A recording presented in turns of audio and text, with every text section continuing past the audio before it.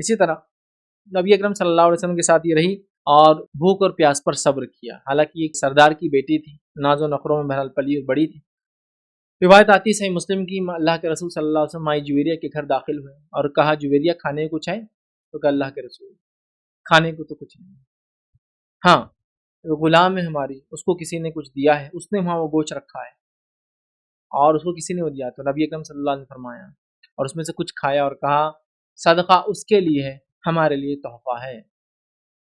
سمجھے آپ بات کو؟ تو یہاں ایک اور مسئلہ نکل گیا انہی کی واقعے سے۔ کیا مسئلہ نکلا کہ اگر کسی کو کسی نے زکوٰۃ دی اور وہ آدمی نے زکوٰۃ دینے کے بعد وہ آپ کو دعوت دے کے کچھ کھلاتا ہے تو آپ نے زکوٰۃ کا نہیں کھایا، کیونکہ اس کے لیے زکوٰۃ ہے اس کی۔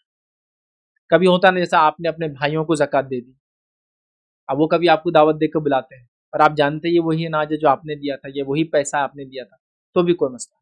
لیکن اب ہرگز اس کا مطلب ہی نہیں کہ اب بھائیوں کو زکوٰۃ دیتے جاؤ اور بولو اب دعوت دو تم، اس لیے کہ اب میں کھا سکتا ہوں، مطلب اپنی دعوتوں کو ایسا حلال کرو، یہ طریقہ نہیں۔ لیکن آدمی کو ایک اشکال آتا ہے نا دل میں، لیکن چور راستے نکالنے کے لیے دلیل نہیں ہے، لیکن ایک شک ہوتا ہے کہ ہم جس کو زکوٰۃ دیتے کیا اس کے کھا سکتے ہیں آپ۔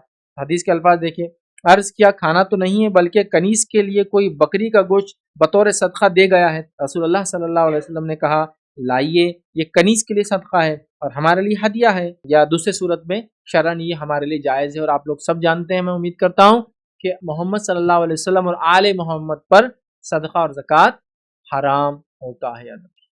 محمد اور آل محمد پر صدقہ اور زکوٰۃ حرام ہے، ٹھیک؟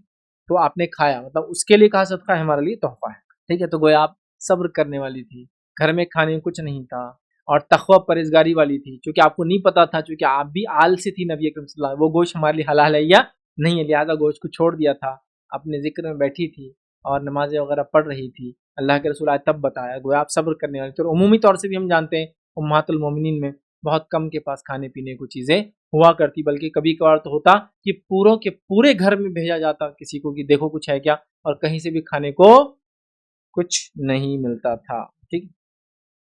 اسی طرح جو ہے آپ ایک عالمہ تھی، فاضلہ تھی، بہت سارے لوگوں نے آپ سے علم سیکھا، 7 حدیثیں آپ نے روایت کی، جو کہ 6 حدیثی کتابوں میں بہرحال ملتی ہے، جو مشہور اور معروف کتابیں ہیں یاد رکھیں، اور بہت سارے تابعین نے آپ سے علم حاصل کیا۔